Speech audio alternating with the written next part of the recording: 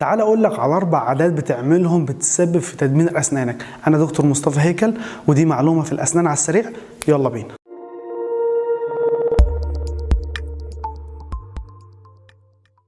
أول عادة معانا من العادات الخاطئة اللي بتدمر أسنانك هو العض على الأظافر أو قضم الأقلام، إن أنت تعضعض في الأقلام.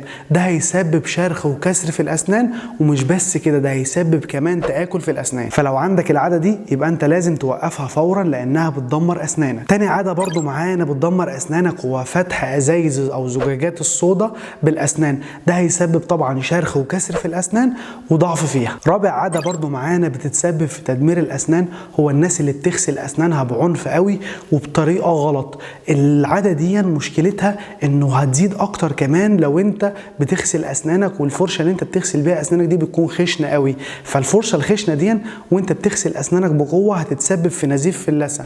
ومش بس كده، ده كمان هتسبب لك تآكل في الاسنان بالشكل ده.